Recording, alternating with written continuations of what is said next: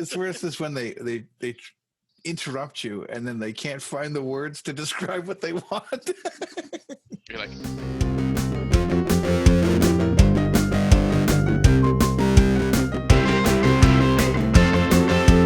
Primarily Critical. Hello, everyone, and welcome to Primarily Critical of Movies at an After Party. This would be it. If you have not seen this film, we suggest you do so before listening any further. we got spoilers, trivia, and opinions like crazy, and we can't wait to share them. Good, bad, new, old, weird, or gross. We pass judgment on them all. Today, a clown with a gun conducts laughter. My name is Steve. I'm here with Greg. and Christian.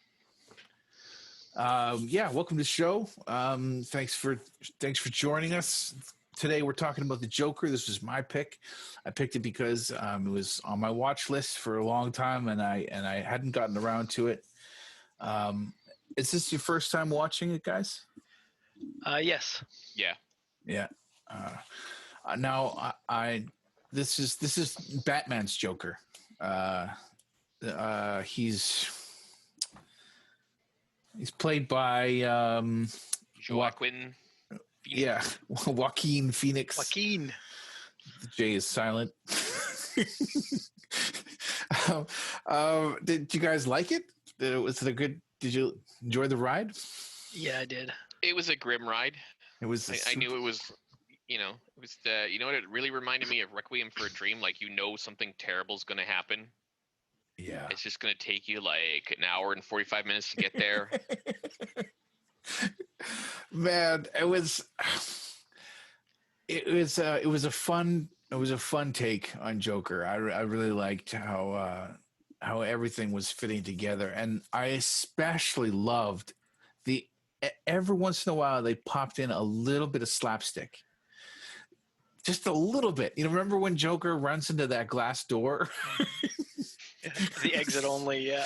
It was just right out of the blue. Everything was like He's a clown. super sad around it, and then there was like another scene where I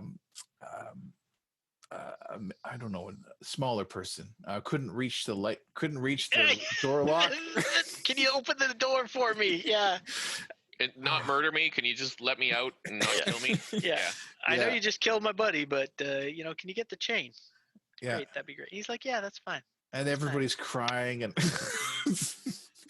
man, it was this is right on the heels of Justice League and a different Joker, right? Avengers and all that. Yeah. Suicide Squad one. Yeah. What was there was another Jared guy. Leto. That's it. Thank you so much. Night and day, right? Sorry. Night The and metal day. teeth. Yeah, the metal teeth and all the tattoos and stuff. But this is, I guess they're really embracing the whole multiple universes kinds of thing. And how did you guys feel about the movie? I wouldn't have watched it voluntarily. Okay. It was a good movie. I mean, another relation to Requiem for a Dream is the music was horrible, right? Like, in that, not poor quality, but it added to the ambiance. Oh yes. So you guys have probably read more comic books than I have. Is the fact that Joker is Batman's half brother like mentioned anywhere else? No, not that I'm aware of. But there is a connection. They always it's like Joker sees Batman as the flip side of the coin kind of thing, right? Even though that's kind of a two-faced deal with the coin, but he can't, like, without Batman, Joker wouldn't seem to have a purpose, at least in the comic books, from what I understand. I mean, I've read comic books, but not like super comic-y. The alleyway where Bruce's parents die. That's pretty canon. It's common within a lot of movies. In the very first one by Tim Burton, the Joker does it himself. Yeah. Right, and then He's a young guy. Yeah, and then in this version, he's just the cause of the chaos at Yeah. the time. And Joe Chill is the guy that does it in the comics, okay. mostly the movies, right? Okay. I didn't actually expect to see Bruce Wayne in this movie. I thought the Waynes were not going to be a part of it, but Well, yeah. I like all the subtleness in the movie. Like it could be almost set anywhere, but then there's the dropping of the Thomas Wayne on TV, and then you hear the, Gotham this, and just these little things. But it's not like overpowering. Like that's what it's got to be. Like you could almost set this in Detroit or New York or wherever, right? With a guy. Yeah. Yeah. God, they really seem to highlight the fact that Gotham has this huge wealth divide, which is not uncommon nowadays. No, no. Yeah. No, nowadays, yeah, exactly. No, but they do. I don't know. You'd ask Christian if you'd. It was kind of like one that I was planning on watching and never got around to, or never had the right time. Kids running around. You can't watch a rated R movie like this with them and stuff. But I really enjoyed it. It was dark, but it reminded me of those other films that had come out like Maleficent and stuff, where they take the villain from these things and they almost have you cheering for them, or they give them sort of an, that almost Justification. hero role, and in this one it was kind of insight into the psyche, right? Like you make it into these one of the things where it's like, well, was Joker always bad, or was it just a bunch of steps that pushed him and pushed him and pushed him and pushed him, and then boom, and then he finds out it's the killing that is his drug, or that gets him through, but it's like at any of these steps, if he had funding for if he didn't get beaten up, or mistreated by other people, right? Like all these dominoes, you'd pulled one of them out, you wouldn't have the Joker. So I thought that was kind of cool in this way that they show him becoming who he is. Totally. And you're kind of like, I know who the Joker is and how it ends and whatever, so I can't root for him. But then you're watching the movie and you're like, what am I doing? That's the Joker. Yeah. So. Yeah, shooting 3 douchebags on a subway train, completely justified. Yeah, Right? Well, yeah, yeah. The first 2 murders of that incident you're talking about, those were totally self-defense and completely justified. The third guy, he chases down.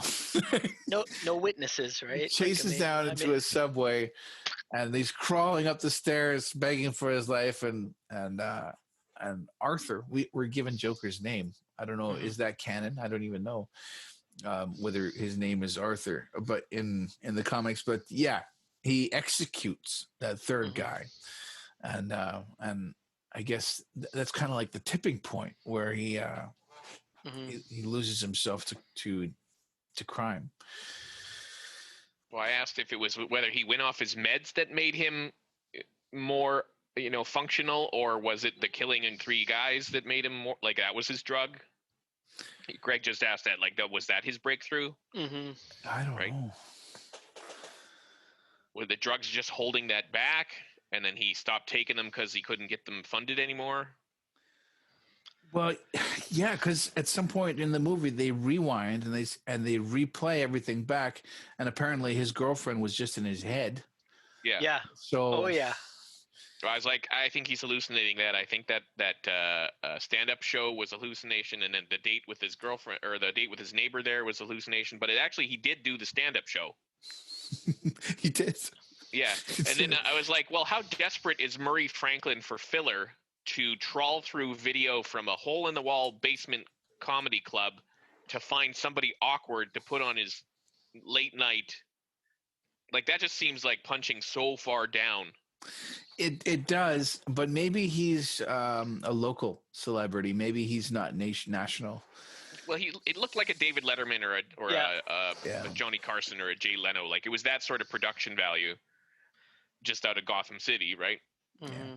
But like, Well, they have teams of people on those shows that probably go through the funny stuff, right? You know, I don't know. Yeah, this movie seemed like it was set in the 80s, so it's prior to the internet, prior to YouTube, prior to It does seem set ball in the punch videos. Even like America's Funniest Home Videos wasn't around yet in this sort of era of this movie. Football to the groin. Yeah. Oh, They never did give us a date. They never.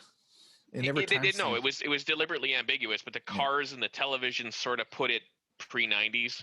yeah, or you didn't see 90s. anyone running around with cell phones, right? Like the No. cops didn't have a cell phone or whatever there. Yeah. How did Phoenix get Iggy Pop skinny? Because that was impressive. Yeah, actually, I think I read something when I was picking out trivia about the amount of weight he lost for the movie. That's kind of an actor thing nowadays. It's becoming more and more where actors really. Well, Bale. Yeah, I mean, I know he was Batman, but before he did Batman, he was the Machinist. Did you see that movie? Yeah, And he was like under 100 pounds for that. You know, like just and then he comes back and he does Batman. He just Batman, it's yeah, and then bulked up, right? Like I don't know if the timeline is accurate on that, but I know that in those two movies he was like yo-yoed, completely different. So man, the amount of discipline. also I would like those tips. You need to make millions of dollars for A trainer single every project, day, right? and then you need to have ample free time and the mind focus to do it. Yeah. But nobody else has that except actors. Yeah. Or at least successful ones. Yeah. Yeah. I also said like 1980s Thomas Wayne. refrigerators. Yeah. 1980s refrigerators do not open from the inside. That's why you have to take the doors off of them when you throw them away. And he climbs into his refrigerator and closes the door. And I think there's a time like Joker actually died there because he stayed in that refrigerator, right? And everything else is just an alternate timeline. Right. Yeah. Jeez. Yeah, well, that's possible. Actually, coming into this movie, I actually thought that this Joker was supposed to somehow be the father of the Joker that we saw in the Justice League movies. I really thought it was going to somehow tie into all that, but it never did that. This is directed by Todd Phillips. Is anybody familiar with Todd Phillips? No, I didn't IMDb him. Maybe I should have. Let's see what else is going on. Yeah, you said Batman and Joker are half brothers. I can't remember. How did you put that together again? Because his mom dated Thomas Wayne and then had a baby, and then Thomas Wayne arranged it so it looked like the baby was adopted, and that's what he found in the records office. Yeah. Oh, that's right. Must be prior to DNA testing. Right. Right. But then she was she was committed as a psychopath, and her kid was I don't know how she got her kid back. Right, because the state would have taken her away anyway. So we find out that Joker and Bruce Wayne are half brothers. Mm-hmm. That's right. At least as long as his mom was telling the truth. Yeah. Right. Yeah. It's all coming back to me. I get it. Mm-hmm. You live in a shithole apartment block in Gotham City. Do you ever forget to lock your door? I wouldn't. I would probably have one of those extra locks with a cross beam. Yeah. That you lock into place.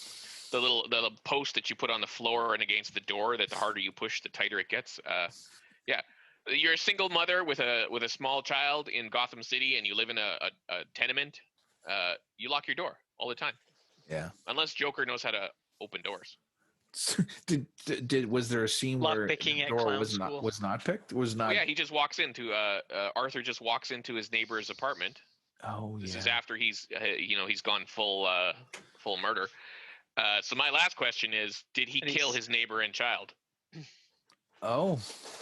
Well, I don't know, because you see him walking out of the asylum, and there's at least signs showing that what he did Bloody to the footprints. doc. Yeah, the Yeah. bloody footprints, right? They don't show him killing her, but he's bloody footprints the whole way, and then he gets to the end, and you see the orderly chasing him, and he's running the other way. So Oh man, yeah. If they showed that, uh, we wouldn't even be able to like him a little bit. no, No, but it was a nice illusion or alluded to, or what's the Alluded. Yeah. illusion. Yeah. I think he did. I think he was he was way over the other side by that point. Yeah. They just didn't show it, and that was, a kindness by the director Yeah. to the audience.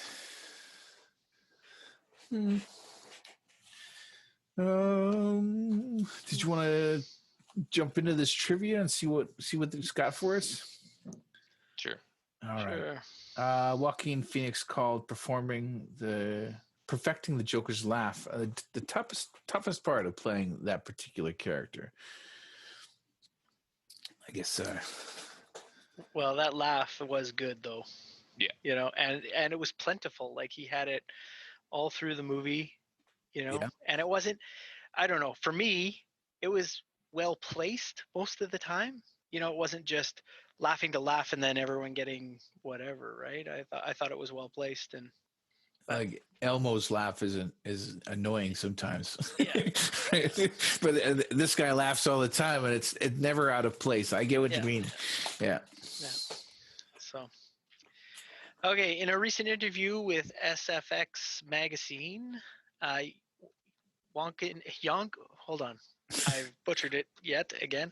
Joaquin Phoenix acknowledged that while the violence in Joker is a little more visceral and raw than films such as the Avengers series, he didn't have any hesitation about it.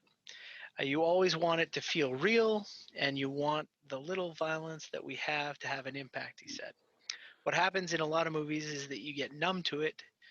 You're killing 40,000 people, you don't feel it, while being a fictitious or fictional story in a fictional world, you always want it to feel real. Everything that happens in this movie, as far as violence goes, you feel it. And I got to agree with that. Like the times when there are killing, it's not, like it has an impact, I think, in this movie, definitely. Like he's being beat up and he offs the two guys on the train station. And then, as you put it, it's like, so that's self-defense. You can go back from that. But then, wait, no, he chased that guy down. And then, so you saw the switch click, and then all the other ones after that, either on screen or off, as you say, that could have happened. Yeah. Definitely make you go, aha, oh, okay, he's sliding further, or this is, now he's fallen into it. Well, also, I really like how they fed into. I know I don't want to change the topic here, but Joker has goons in Gotham. He's got lots and lots of goons, and one of the really hard things for me to get my head around is how did he get these people to follow him? And in this movie, they actually played it out. Yeah, there are people that, because well, you don't get the whole TV. Story, right? Yeah. They connected him with kill the rich thing, and yeah, he was a rallying figure for this divide in Gotham City. Rich people don't have to wade through trash, but everybody else does. Because of the I think they totally succeeded, right? Like Superman blows up Metropolis, and you're like, meh. But Joker kills like 4 or 5 people in 2 hours, and they're worse somehow, right? Yeah. The lower body count, the higher the impact. Totally. This is the first R-rated movie to make $1 billion worldwide. Well, congratulations. Yeah. Well, that's a new trend too, right? Like usually the R stamp back in the day used to mean that was it, right? I think one of the first movies to break out of it was also that superhero by Ryan Reynolds, Deadpool. They were really trying to figure out whether they would include him in the Marvel universe. I mean, there's that whole, Sony owns the rights to this and that or whatever. But I think there was that whole issue that they're like, you're making an R movie and we're not R, because they're always like PG-13s, right, or whatever, like Avengers and stuff. Yeah. But it was just so good. He didn't make a billion worldwide. They probably made, half Close that to or it. something, but Yeah. close, but like just the way it was done and the right actors in the thing and the script writing, yeah. And I guess maybe that's the way we are now, in terms of you're all into more risque stuff. I say risque, but if you're more into it, it's not risque anymore, right? I think there'll be a slide. There'll be a rating slide. There'll be R to the power of R kind of thing. Like there'll be Yeah. another rating beyond this. Yeah, And then I could see PG-13 will be something for like that kind of children. thing. R will be for adults, and then R prime will be the commercial failures, because you can't make those kind of movies and make money. But That would be so funny because, like, I would love to be a fly in the room for the guy who's trying to write that law. Like, okay, so if the arm is entirely severed, we're going to go double R. But if it's still hanging by strings of flesh, we're going to go just the one R. Yeah, but man. I did watch a documentary on this. I can't remember it, but they were talking about censors and the impact that they have on movie studios and things. Because if you want to try and do something, the censor says you can't do that. So then what they do is they do it differently. Like one example was a guy falling out of the building and landing on a car, right? So instead of showing him fall and landing on the car, they can't do that because the censor's like, no, that's like suicide or whatever. So what they do is they show him at the top, and then the next scene you see from inside the car and the body hitting the hood. So you don't see him jump, but like arguably that's worse. Yeah. You Right. fill in that falling part, and then you're just with like this, the body just splayed out and smashed on the car, like, and you see it smash the car, right? So it's like, okay, I can't do that on that rating, so I get the lesser rating, but I have the more shock value aspect. yeah, and what will you be weirder is that that because it didn't show the person falling from the building, it'll wind up under the R. It'll be PG or something, Yeah. right? Yeah. It's still a death scene. Yeah. We watched a movie quite some time ago, King Arthur, but we didn't watch the director's cut. Oh yeah. And I forget the name of somebody Fuka was the director's name, and they messed with his movie. They had a huge fight scene, like a gladiator style medieval battle, and then later on they had to take all the blood out. Oh. Digitally, like it was super stupid. And it kind of ruined, like that and many other things ruined the movie. But yeah, the censors definitely have an effect on your on the quality of your film. Yeah. Mm-hmm. Yeah. Yep. All right. Todd Phillips described Joaquin Phoenix's take on Arthur as, quote, a guy who is searching for identity who mistakenly becomes a symbol. His goal genuinely is to make people laugh and bring joy to the world, end quote. That's fun. I like that. So yeah, we want to like the Joker. He wants to be a comedian. He has got all these depression problems and mental issues, but then it goes in a totally another direction, right? Well, even after he gets beat up by the teenagers about his stupid twirly sign, yeah, he's still going to hospitals, to do therapy in a hospital room for sick kids. But he's got a handgun because that's rational, right? He's been beat up for no reason. Yeah. Yeah, but it didn't stop him from being a clown. Well, and he's still on his meds and getting care then too. So like you even see him say, it's like, well, I was jumped. And then guys are like, well, how about this? And he's like, well, they were just teens. Like he even sort of downplays or defends the guy. It's like, okay, they're being stupid kids and they, beat me up and whatever, but yeah, I don't know. Yeah. Yeah, but they were teens. I mean, not only did they steal his sign and then hit him with his sign, they kicked him while he was laying on the ground.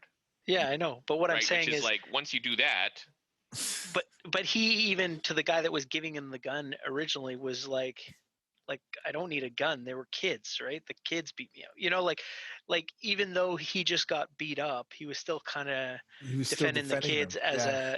it was a childish act or whatever. Even though, yeah, no, it really wasn't. Because that's at a point where I would be. He might have been nicer than me at that point. Yeah, I don't know. It's fun. They obviously, I think they had a lot of fun making this movie and thinking it all out. Mm-hmm. Well, Yep. Is that the Joker? Yep. Is there It was pretty any well other covered, questions? yeah. Yeah. All right. I guess that's the Joker.